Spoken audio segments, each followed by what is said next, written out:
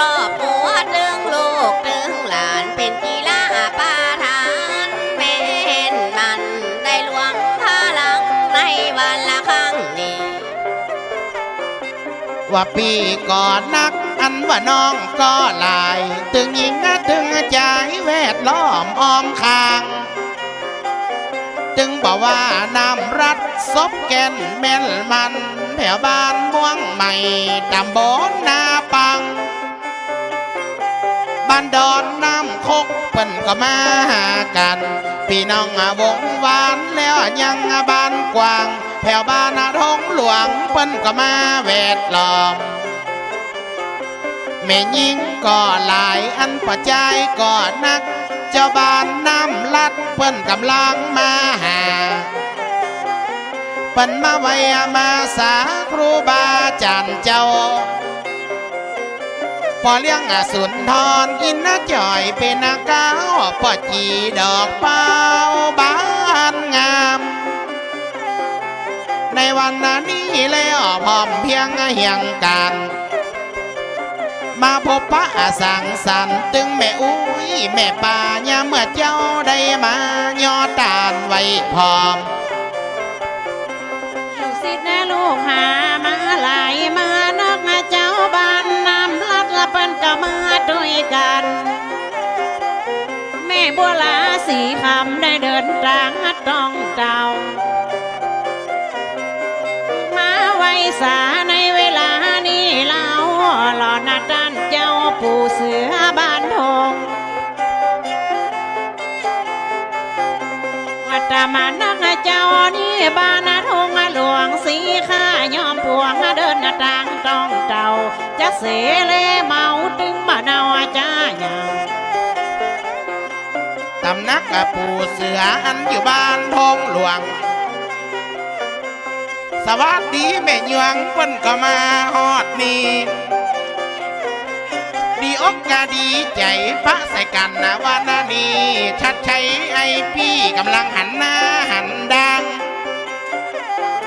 หนังนี้เหี่ยก่อนคนงามมาหลังอันนี้เป็นจังสอดังน้อสายกู้อ่อนบลังชื่อว่าอามอนกะสมยงกู้สอน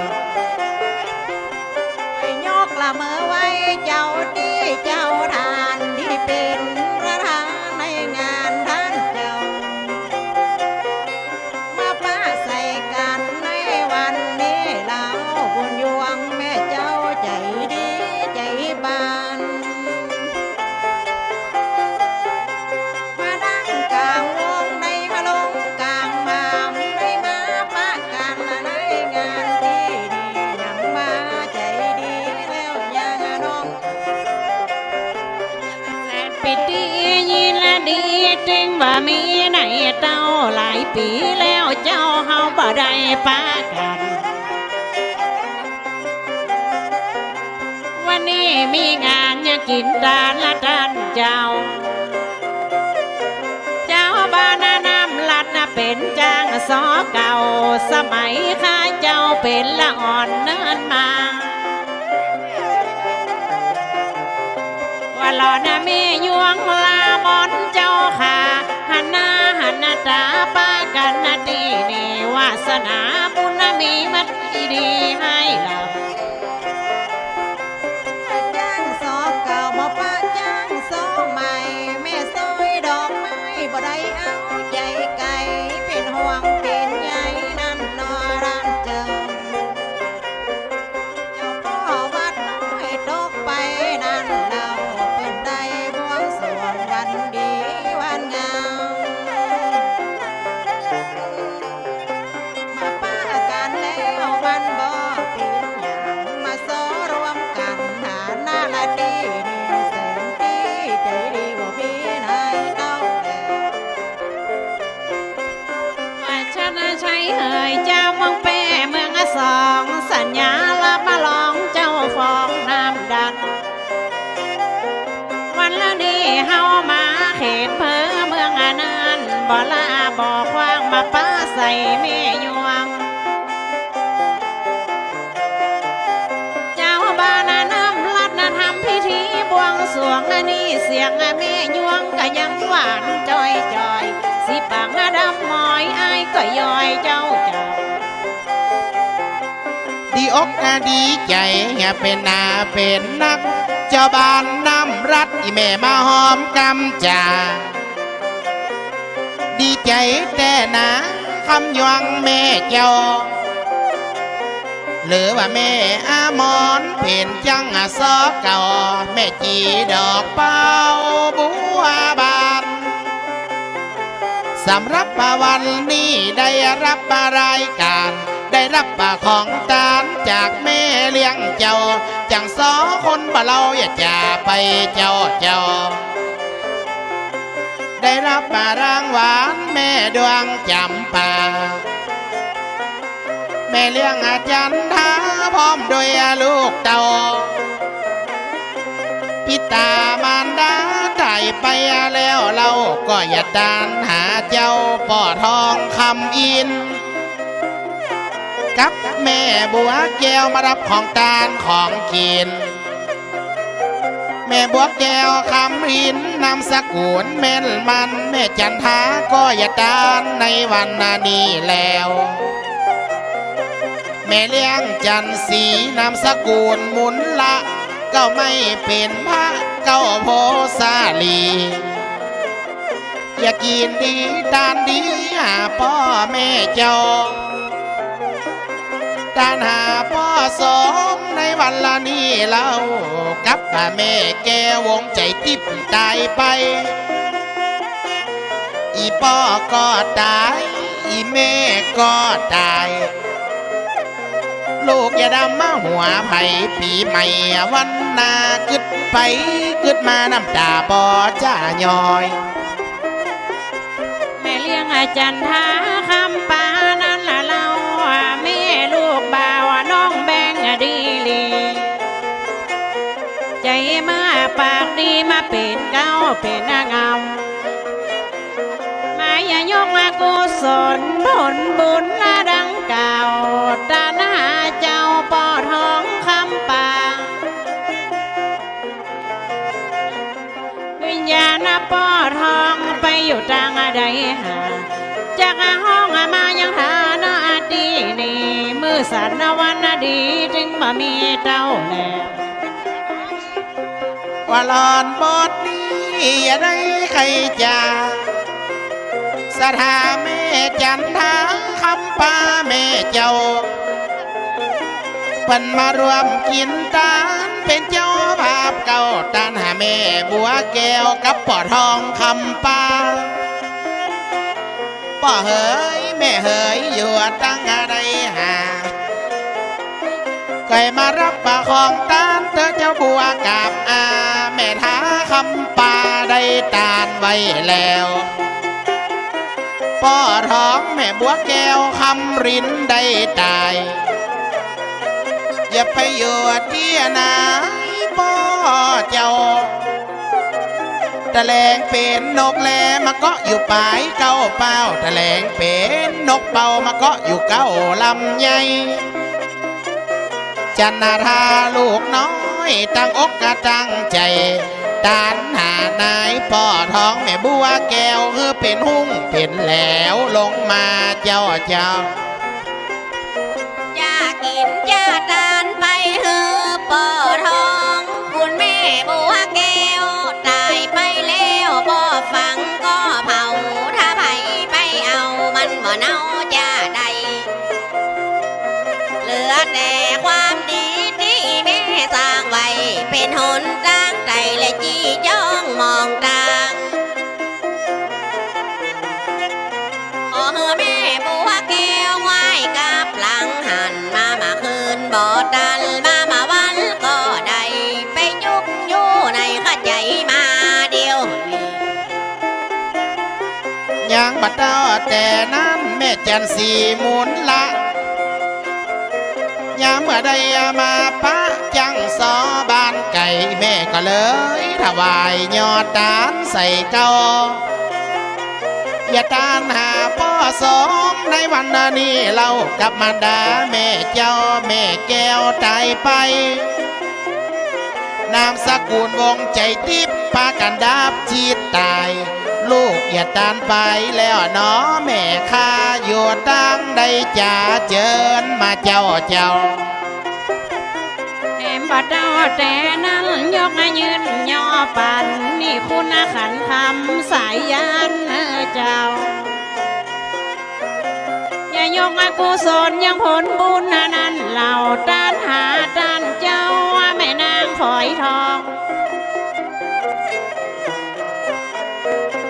มาหับมาเอาเขามาหับมาเอาของนางฝอยทองสมมานึกวานและเจ้าเวนนายกรรมของเจ้าแม่เลี้ยง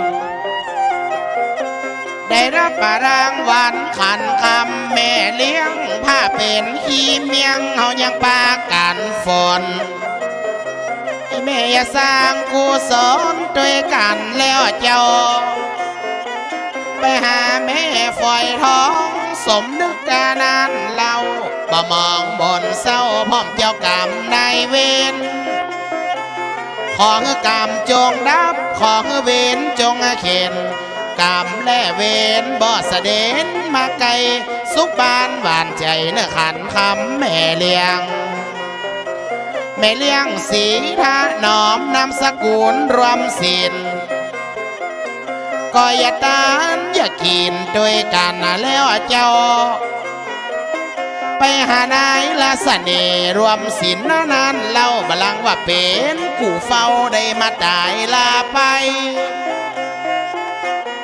เสน่ห์พี่อายได้มาดับประจีตตายเมียอย่าถวายของตานไปให้ขอคือสุขใจบุญไหลเตรียมกามว่านายเสน่ห์ได้มาปัดมาภาคมาลาจากยังสีทะนอมน้ำตามาน้องย้อยเบากลัวบ่ได้กินน้ำกลัวบ่ได้กินข้าวก็มายำขี้เต้าเป็นหอยตีนหอยมือคือจะฮอดยังคนได้เจยกันยุบประกันถือได้เนี่ยได้ตือการจ้องการบานได้มาได้ละการก็อะไรเจนลา กันว่ามาเจอกว่าบอดดันหันไปอยู่ในกันนอสนีกูเผาลาสีท่าน้อมมามองมนเศร้าเดี๋ยวนี้ท่านเยาไปอยู่ดังใดว่านายสานีอดีตสามีกาปีกไว้ไว้มาตั้งจ้องตั้งบ้านฮับของกินของทานยามวันละเจ้า อันว่าผัวกับทุกเปิ้นว่าเมียกับยากมาปัดมาภาคหนีจากเสียกันน้ำตามาปังน้ำดังย่อยนาเสน่ห์พี่เฮ้ยพออ่านสอนมาเจอพี่ข้ามาที่บ้านทงใจมารับเอาของบุญตานสีถนอมได้ถวาย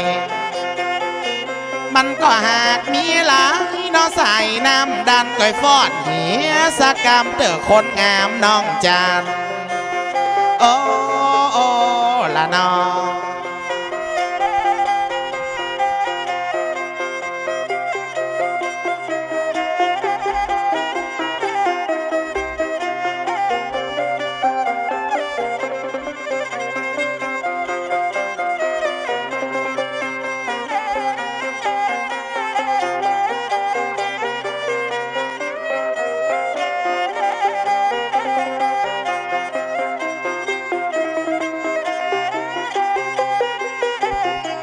เจิญคุณครูฟ้องจันพ่อนตะกันเนี่ยก่อนไปไหนมันถึงบ่ม่อนเจ้าเมืองแพร่เนาะครูเนาะเมืองแพร่นี่ไปไหนมันถึงม่อนมาเลี้ยวระเบิดมาได้ยังมาเฮ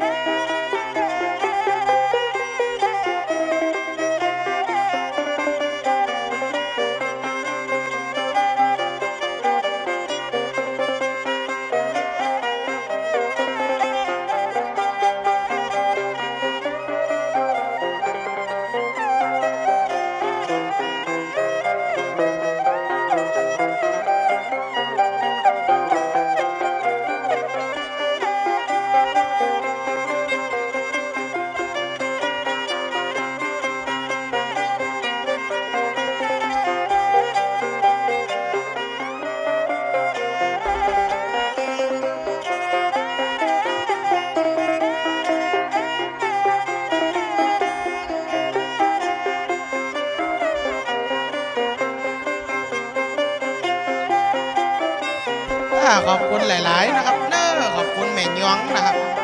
วันหน้าเขาอย่าไปช็อตด้วยไปหัว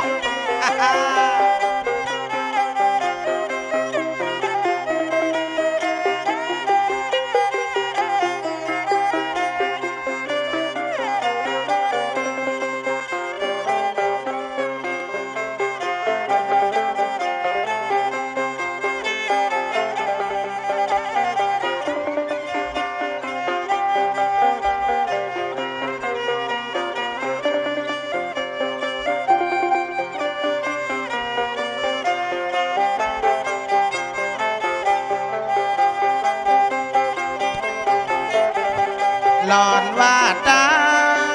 จงเตงจิงดาฟังค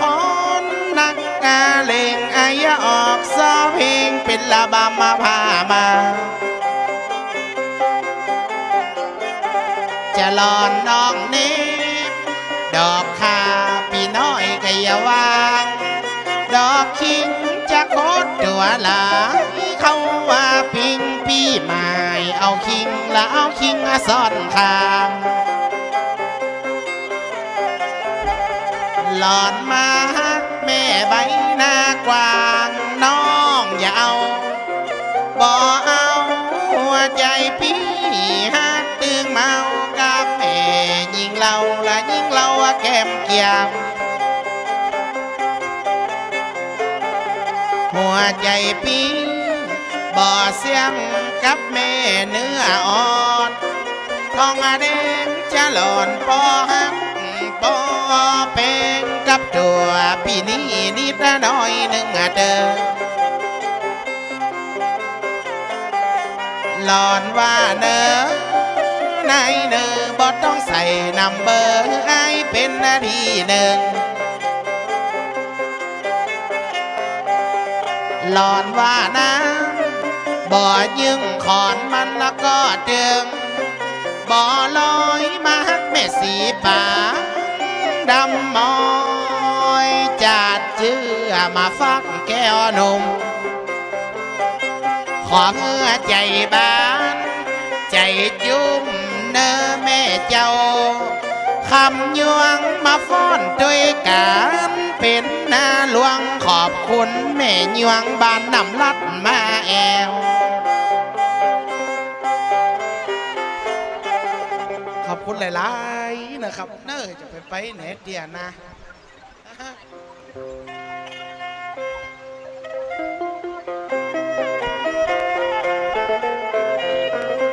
วัดตาซ่อนจบได้มาพบใส่กัน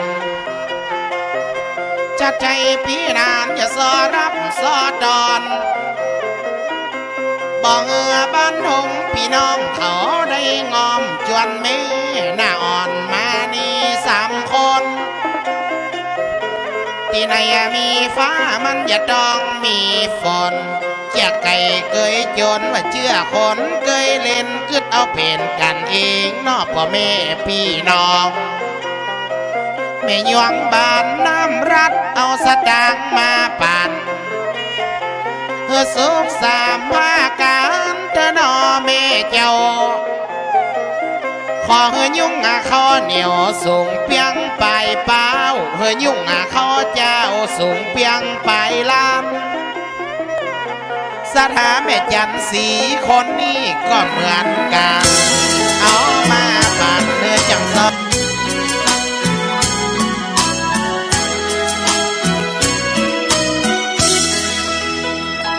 วีดวิววางเวงเพลงแห่งพนาวัดดอยศพฟางเสียดฟ้าอยากหาผู้ใดกลายคำพระเนนผู้น้อยตามรอยแห่งพุทธประธรรมหลวงพ่อเจ้าคุณหนุนนำให้ความรู้สิวิไลดังแสงเรื่องร้องลอยท่องนภาพระธาตุศพฟางลอยฟ้าส่องแสงเมตตาพาไกลพระบายดีกาถาวรอวยพรตอนใจศรัทธาพึ่งพารักใครเติมไฟให้พระเทียมทันพระอยู่ดอยดุจแสงหิ่งห้อยกลาง ป่าขจัดความมืดหนาสร้างเสริมปัญญาคงมันศรัทธาหน้าที่พร้อมพลีสุขสารพันพระศาสดายึดมั่นความใฝ่ฝันนั้นคือผู้ให้จากแสงเลื่อนลางระหว่างยอดดอยเริ่มส่องประกายใหญ่น้อยความรู้ประธรรมยิ่งใหญ่แต่พระผู้น้อย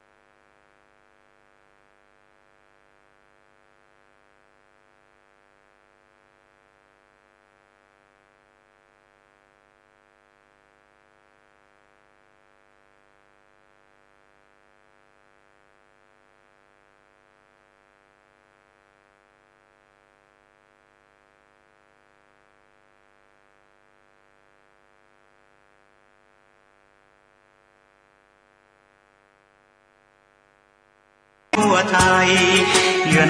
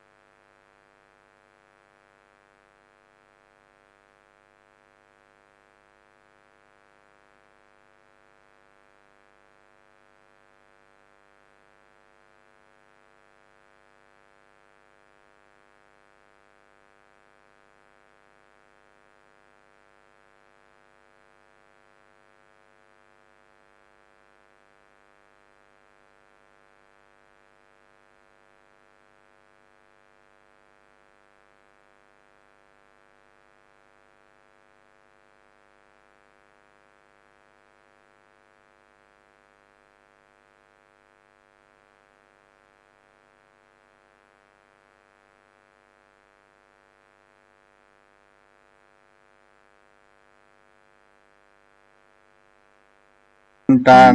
ก็เป็นพโยชนะกับตนกับตัวให้ได้ เป็นพระรานิสงส์ในช่วงเข้าพรรษาในวันนี้วันที่26 สิงหาคมพุทธศักราช 2567 ก็เป็นวันที่เราท่านทั้งหลายได้ทราบข่าวบ้านเมืองต่างๆที่ฝนตกฟ้าห้องเกิดน้ำท่วมเป็นอุทกภัยที่จังหวัดน่านจังหวัดพะเยาจังหวัดเชียงรายทำให้เสียหายกันนักหนาป้านที่เขาได้หันกันบางที่ก็น้ำปัดน้ำหลากน้ำไหลหมดเนื้อหมดตัวไปก็มีบางที่ก็เสียชีวิตไปโดยอุบัติเหตุของอุทกภัยคือน้ำท่วมน้ำนองก็เพื่อกำลังใจกับพี่น้องศรัทธาที่อยู่จังหวัดเชียงรายจังหวัดน่านจังหวัดพะเยาเกิดน้ำท่วมน้ำนองท่านใดที่มีโอกาสได้นำเอาเครื่องอุปโภคบริโภคต่างๆนานาเอาไปช่วยเหลือน้ำท่วมน้ำนองนี่ก็ขออนุโมทนาสาธุกับทุกท่านที่มีน้ำใจน้ำจิตให้กับผู้ที่ได้ประสบภัยธรรมชาติโดยเฉพาะน้ำท่วมน้ำนองเนี่ยมันจะปัดจะถากเอาบ้านเอาเรือนเอาของสำคัญต่างๆไปโดยสายน้ำเป็นรถยานพาหนะบางที่ก็ต้องไหลไปด้วยน้ำอันนี้ก็เป็นภัยธรรมชาติที่เกิดขึ้นที่เราบักคาดฝันขึ้นมาดังนั้นเมื่อเราท่านทั้งหลายได้มีโอกาสได้ช่วยเหลือเล็กๆน้อยๆจะเป็นข้าวปลาอาหารที่ นำเอาไปป่านไปฝังพี่น้องที่ได้ประสบภัยพิบัติอันใหญ่หลวงในครั้งนี้ก็ขออนุโมทนาก็ไปช่วยเหลือกันได้เรื่อยๆซึ่งเราก็สามารถดูทางอินเทอร์เน็ตโซเชียลหลายที่หลายแห่งเพื่อนก็ได้เปิดรับบริจาคโดยเฉพาะคณะสงฆ์ภาค6โดยท่านเจ้าคุณพระธรรม เจ้าคุณวัดสังเวชนะเพิ่นได้นำคณะสงฆ์ได้เปิดบัญชีร่วมบุญร่วมบริจาคสำนักงานคณะสงฆ์ภาค6ทุกท่านก็ไปเปิดดูเพจดูไลน์ได้สอบถามที่จะมีช่องทางใดจะช่วยเหลือผู้ประสบภัยในน้ำท่วมน้ำหลากที่จะต้องช่วยกระทันหันช่วยเหลือกันยามจำเป็นเพื่อไปซับน้ำตาให้กับคนได้ประสบภัยพิบัติอันใหญ่หลวงในครั้งนี้ให้เปิดได้มีพละกำลังในการจะดำเนินชีวิตสู้ชีวิตต่อไปให้เปิดได้มีกำลังอกกำลังใจคณะสงฆ์ก็ได้ทอดทิ้งกันฝ่ายบ้านเมืองศรัทธาตายกก็เอาเข้าเอาน้ำไปให้ไปหอมทุกวันคนที่เปิดได้ประสบภัยก็จะต้องรับประทานอาหารกินข้าวกินน้ำทั้งหมู่บ้านทั้งอำเภอบางที่บางแห่งก็ไปด้วยกันหมดเพราะฉะนั้นก็ขออนุโมทนากับพ่อแม่ศรัทธาทั้งหลายที่มีโอกาสได้ร่วมบุญร่วมกุศลที่ได้จัดจูงกันเอาเข้าเอาอาหารไปปั่นไปฝากที่กินปัจจุบันทันด่วนที่เก็บไว้กินในอนาคตจะก็ช่วยเหลือกันไปก็ขอให้กำลังใจกับพ่อแม่ศรัทธาที่ได้รับภัยอุทกภัยในครั้งนี้ครับทุกท่านทุกคนแล้วก็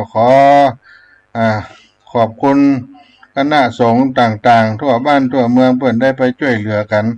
เอาข้าวเอาน้ำไปปั่นไปฝากก้อย แก้ไขปัญหาไปทีละเล็กละน้อยอันเป็นภัยธรรมชาติที่มันบ่คาดฝันขึ้นมาแล้วก็บ่อยากจะให้มันเกิดขึ้นแต่ว่ามันเกิดขึ้นไปโดยธรรมชาติก็ช่วยเหลือกันไปเนอะพี่น้องชาวไทยเฮาด้านนั้นหลายอาตมาก็ได้มาป้ากันสักกรรมเนาะหลังจากไปรับโยมแล้ว ก็จะได้เอาธรรมะอันใดที่จะมาฝากกับญาติโยมก็สักกรรมก็ให้โยมได้ฟังกีตาร์ธรรมไปก่อนเนาะ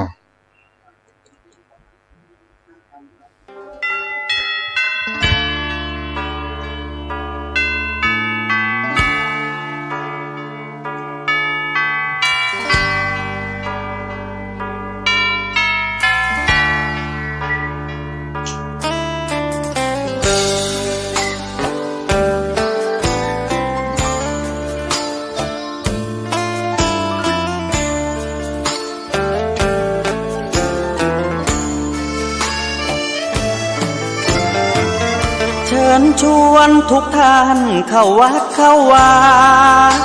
ฟังธรรมะจากหลวงตาเสริมชีวาให้สุขสดใสยึดมั่นหลักธรรมคำสอนไว้ให้ขึ้นใจความดีรีบทำกันไว้หญิงชายอย่าได้นายนี้เชิญชวนทุกท่านเข้าวัดเข้าวาทำบุญด้วยจิตศรัทธาบุญพาให้เราสุขีจะทำการใดนำใช้ในสิ่งดีทำบุญให้ทานวันนี้ไม่มีใครว่าใครชังสมัยก่อนประทับใจปู่ย่าตายายวันพระไม่เคยเบื่อหน่ายจำได้ไม่ลืมสักครั้งเหตุใดวันนี้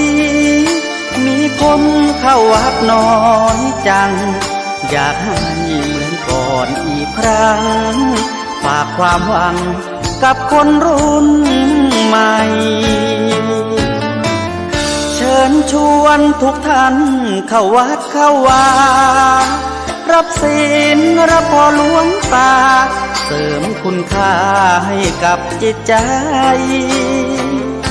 กระทำความดีเรื่องนี้ไม่ต้องอายใครว่างจากการงานเมื่อใดเชิญชวนท่านไปทำบุญ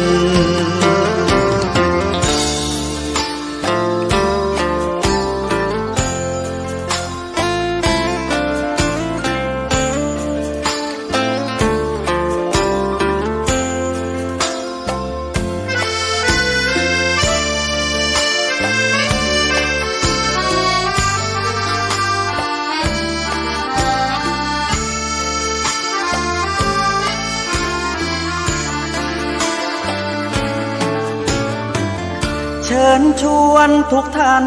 เข้าวัดเข้าวารับศีลรับพรหลวงตาเสริมคุณค่าให้กับจิตใจกระทำความดีเรื่องนี้ไม่ต้องอายใคร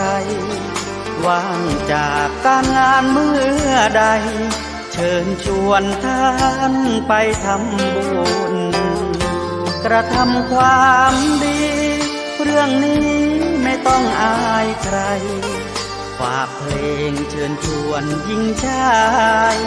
อย่าอายเรื่องการทำบุญ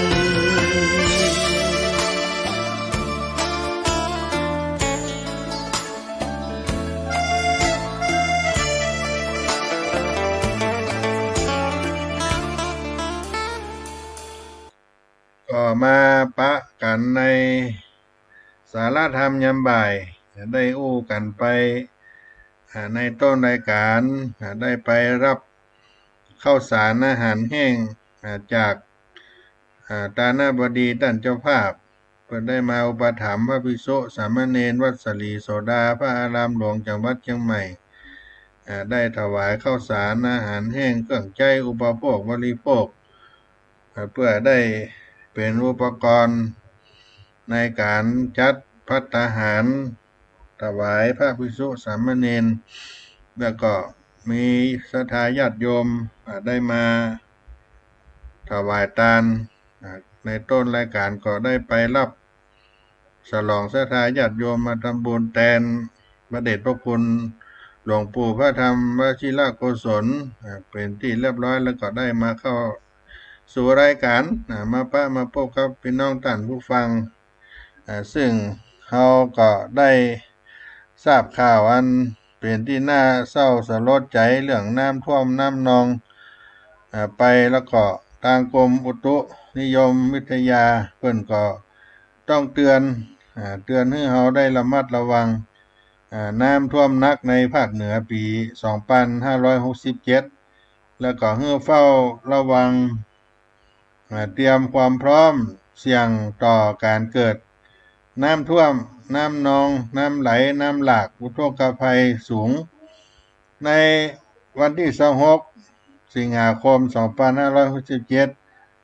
เปิ้นก็มีรายงานทางเพจ Facebook ของกรมอุตุนิยมวิทยาได้ระบุข้อความว่ากรมอุตุนิยมวิทยาได้เผยสาเหตุของการเกิดน้ำท่วมในพื้นที่ภาคเหนือในเดือนสิงหาคม2567จากอุทกภัยที่รุนแรงเกิดขึ้นในภาคเหนือตอนบนครอบคลุมพื้นที่ของจังหวัดเชียงรายจังหวัดน่านจังหวัดพะเยาจังหวัดแพร่ช่วงในเดือนสิงหาคมในสัปดาห์ที่ผ่านมาก็เกิดจากว่าฝนตกต่อเนื่องกันตั้งแต่วันที่14สิงหาคม2567เป็นต้นมาแล้วก็ปริมาณน้ำฝนเพิ่มขึ้นตั้งแต่วันที่17ถึงวันที่21สิงหาคมโดยอิทธิพลของร่องมรสุมที่พาดผ่านทางภาคเหนือตอนบนของภาคเหนือนั้นประกอบกับมรสุมตะวันตกเฉียงใต้คงพัดปกคลุมประเทศไทยในระยะนี้มีกำลังอ่อนถึงปานกลางและมีกำลังค่อนข้างแรงเป็นบางช่วงทำให้ฝนตกต่อเนื่องได้เกือบทุกวันและตกหนักถึงหนักมากในบางวันโดยเฉพาะอย่างยิ่งฝนที่ตกในพื้นที่เป็นภูเขาสูงทำให้มีปริมาณฝนตกสะสมเฉลี่ยเพิ่มสูงขึ้นอย่างรวดเดียวจึงเกิดเป็นน้ำที่มีปริมาณมหาศาลได้ไหลลงสู่ลุ่มน้ำลักและลุ่มน้ำสาขาต่างๆอย่างรวดเร็วแม้ขณะนี้สถานการณ์ฝนที่ตกหนักเริ่มลดลงบ้างแล้วทางตอนบนของภาคเหนือแต่ยังต้องระวังมวลน้ำที่ไหลในลุ่มน้ำต่างๆที่จะเริ่มทยอยลงมาเรื่อยๆการคาดหมายสภาพอากาศในช่วงวันที่26ถึง29สิงหาคม2567นี้ต้องติดตามการประกาศจากกรมอุตุนิยมวิทยาอย่างใกล้ชิดเนื่องจากคาดว่าร่องมรสุมที่พาดผ่านทางบนของภาคเหนือจะเริ่มเลื่อนต่ำลงมาพาดผ่านบริเวณภาคเหนือตอนล่างภาคกลางและภาคตะวันออกเฉียงเหนือประกอบกับมรสุมตะวันตกเฉียงใต้จะมีกำลังแรงขึ้นก็จึงทำให้มีฝนได้เพิ่มขึ้นและฝนนั้นจะตกหนักในพื้นที่ของภาคเหนือตอนบนภาคอีสานตอนบนภาคตะวันออกภาคกลางกรุงเทพมหานครและปริมณฑลไปเป็นระยะสำหรับทางภาคใต้ก็จะมีฝนเพิ่มขึ้นเช่นเดียวกันโดยมีฝนตกหนักถึงมากบริเวณ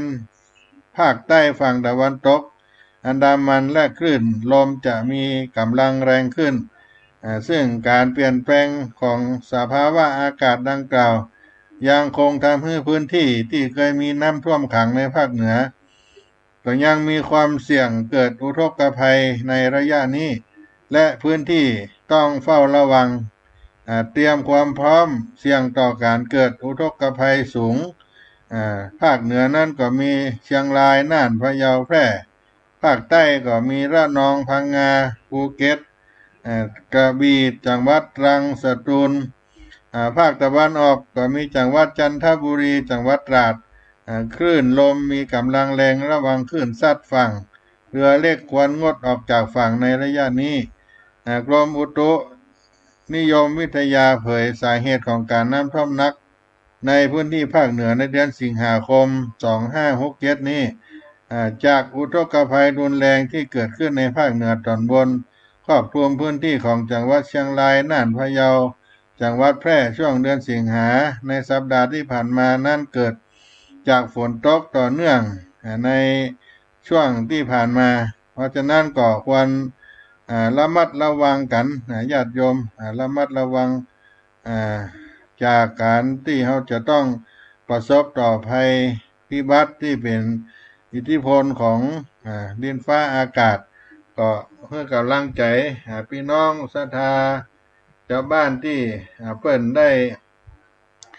ประสบปัญหาน้ำท่วมน้ำขังในพื้นที่ต่างๆที่อยู่ใกล้กันพอช่วยเหลือกันได้ก็ไปช่วยไปเพื่อกำลังใจกันเนอะพี่น้องศรัทธาญาติโยมจังหวัดน่านต้งจ้างจังหวัดแป้เนาะจังหวัดพะเยาอำเภอปงอำเภอเชียงม่วนอำเภอดอกคำใต้ก็เป็นประสบภัยธรรมชาติแล้วก็ที่จังหวัดเชียงไฮ้ทางเหนือบนไปก็ยังต้องการความช่วยเหลือจากเพื่อนบ้านเพื่อนร่วมประเทศบ้านเมืองของเราได้ไปช่วยน้ำท่วมน้ำหลากเนาะผ่อนความลำบากจากตามที่ได้รับประสบภัยอันตรายจากธรรมชาตินี้เพราะฉะนั้นพี่น้องศรัทธาทั้งหลายจะมีโอกาสได้สดับรับฟังข่าวสารต่างๆนานาที่เปิ้นได้ออกข่าวเพื่อการประชาสัมพันธ์มี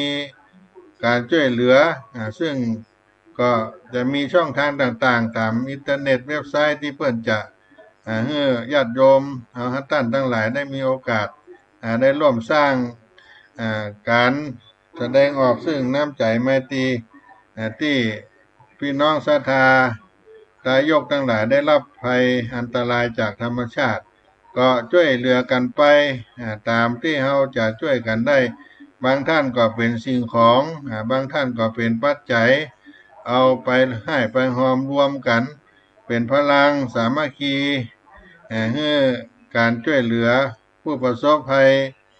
พิบัติที่เกิดขึ้นนั้นได้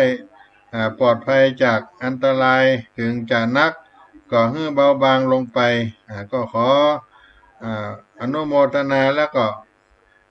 ชื่นชมกับบรรดาศรัทธาที่เพิ่นได้ช่วยเหลือยังการ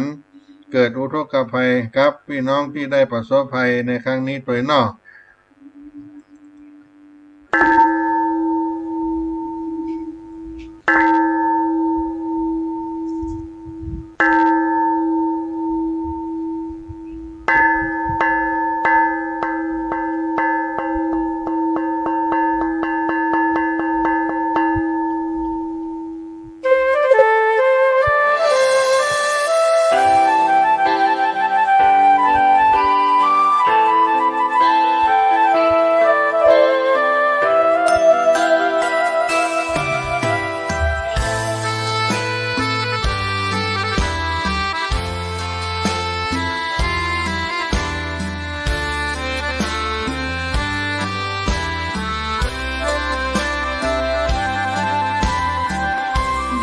เกิดเป็นคนนั้นยากจริงนะ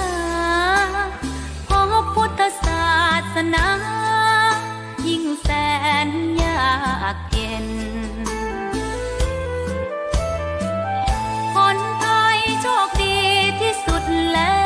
วมีแก้ว3 ดวงงามเด่นมีวัดซึ่งเป็นนาบุญยิ่งใหญ่มีศาสนาพุทธประจำชาติไทย หล่ออยากสวย เราต้องรักษาศีลอยากมีอันจะกิน ต้องหมั่นทำบุญทำทานเอาไว้ เข้าวัดสวดมนต์ฝึกฝนสติให้ว่องไว รีบทำตอนที่เราทำเองได้ อย่ารอจนตายถึงเข้าวัดว่าเข้าวัดยามเป็นจะได้เห็นแต่น้ำใจ เข้าวัดยามตายจะได้เห็นแต่น้ำตา ก่อนจะสายเกินขอเชิญมาใช้ชีวิตให้คุ้มค่า เจริญทานศีลภาวนา สั่งสมบารมีไว้ ทำบุญตอนที่ยังมีชีวิต ย่อมดีกว่ารอเขาอุทิศบุญให้ อย่ามัวหลงเพลินเดินห่างวัด ตัวอย่างชัดๆมีมากมาย เข้าวัดตอนตายสายเกินแก้กรรม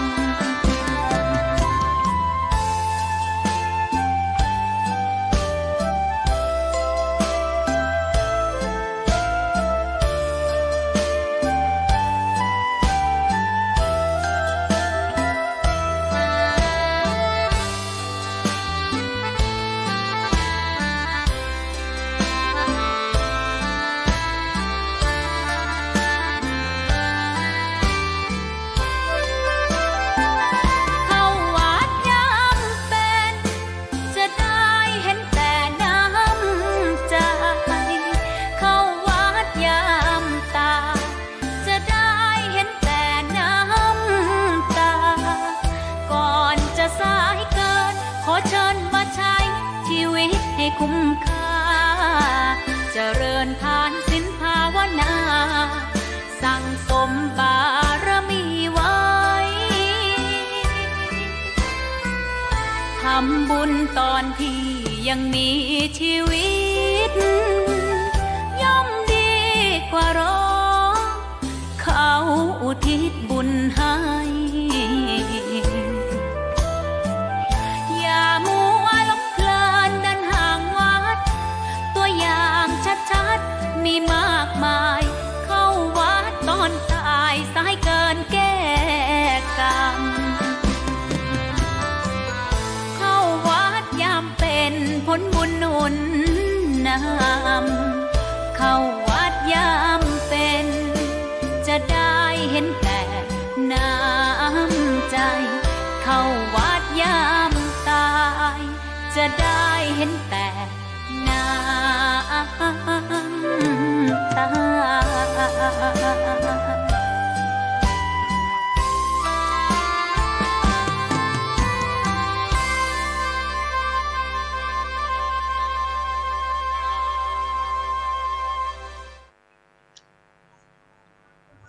ญาติโยมเราได้โอ้กันไปในการช่วยเหลือ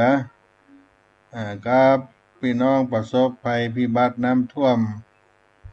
ในจังหวัดภาคเหนือตอนบนมีจังหวัดเชียงรายจังหวัดน่านจังหวัดแพร่พะเยา ก็เป็นเรื่องของการช่วยเหลือเกื้อกูลความมีน้ำใจการที่เรามีน้ำจิตน้ำใจความมีน้ำใจการอยู่ในสังคมอย่างสันติสุขก็จำเป็นต้องอาศัยความมีน้ำใจไมตรีที่ดีต่อกันความมีน้ำใจก็เป็นเรื่องที่ทุกคนทำโดยบ่ต้องใช้เงินทองอย่างมากมายได้แสดงออกในความเมตตากรุณาต่อเพื่อนมนุษย์ช่วยเหลือเล็กๆน้อยๆเป็นการแสดงน้ำจิตน้ำใจให้กับผู้ที่ได้ประสบอุบัติภัยต่างๆก็นับว่า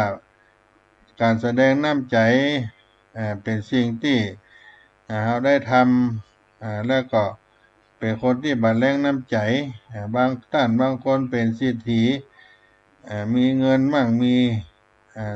ทรัพย์สินเงินทองต่างๆแต่ว่าบ่มีความมีน้ำใจตระนีทีเหนียวบ่เสียสละช่วยเหลือเกื้อกูลต่อคนอื่นได้รับความสุขได้รับประโยชน์ก็ยังบ่เป็นประโยชนะที่แสดงออกให้เป็นที่รักเป็นที่ยอมรับแก่คนอื่นในสังคมความมีน้ำใจก็ตรงกันข้ามกับความหันแก่ตัวขณะที่คนเห็นแก่ตัวมักจะคิดแต่ประโยชน์ส่วนตัวมาก่อนแต่แน่นอนคนที่มีน้ำใจก็จะคิดถึงประโยชน์ถึงส่วนรวมและความมีน้ำใจก็ยังตรงกันข้ามกับความอิจฉาริษยาคนที่อิจฉาริษยาคนอื่นก็ย่อมปรารถนาที่จะหันความล้มเหลวของผู้อื่นได้ผู้ที่ได้ดีกว่าและมีน้ำใจนั้นคนที่มีน้ำใจนั้นเมื่อหันคนอื่นได้ดีกว่าจะแสดงความยินดีด้วยความจริงใจผู้มีน้ำใจจะนึกถึงผู้อื่นและพยายามจะช่วยผู้อื่นที่ด้อยโอกาสกว่าผู้มีน้ำใจจึงเป็นที่รักของคนทั้งหลายเป็นที่รักของคนทั่วไปและเป็นคนที่มีคุณค่าต่อสังคมมีที่สำคัญเขาเหล่านั้นก็จะเป็นผู้ที่ประสบความสำเร็จในการดำเนินชีวิตอย่างแน่นอนก็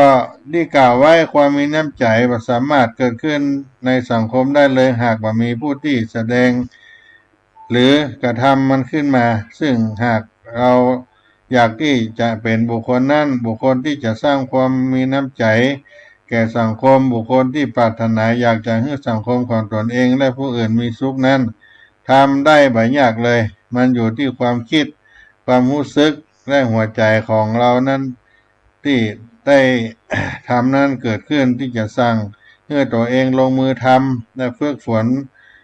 เราจะฝึกฝนตนเองเป็นคนมีน้ำใจก็คือเอาใจเปิดมาใส่ใจตัวเอาใจเปิดมาใส่ใจตัวเป็นผู้ให้มากกว่าผู้รับแสดงความมีน้ำใจกับคนรอบข้างและก็ มีการเสียสละกำลังทรัพย์สติปัญญากำลังกายเวลาให้กับผู้เดือดร้อนมีควรมีนิสัยที่เอื้อเฟื้อช่วยเหลือเกื้อกูลเพื่อนบ้านและควรให้ความฮักแก่คนอื่นและให้ความร่วมมือการช่วยเหลือผู้อื่นที่ได้รับประสบภัยต่างๆก็จะได้ฝึกตนให้เป็นคนมีน้ำจิตน้ำใจ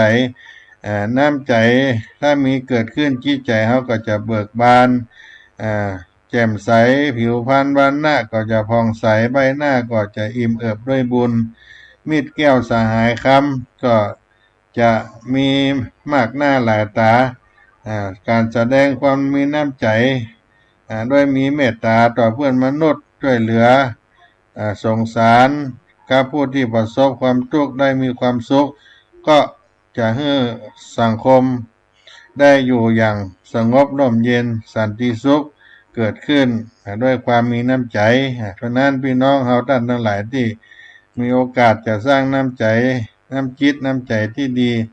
ก็ได้สร้างกันไปในช่วงที่เกิดเหตุการณ์ที่เราได้ได้ประสบในปัจจุบันนี้เพื่อนก็จะได้ชื่นชมยินดี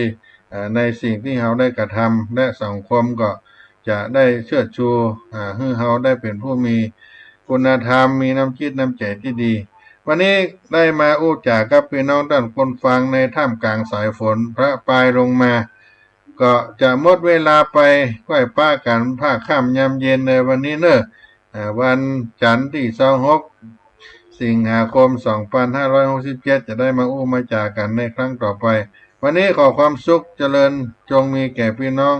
ท่านผู้ฟังทั้งหลายจุผู้ในคนจัตตาโลธรรมาวัฏันติอายุวันโนสุขังพลัง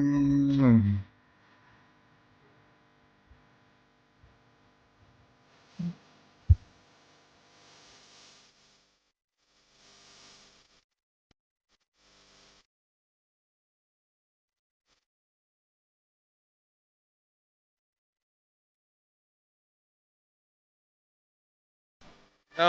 ยสังสัง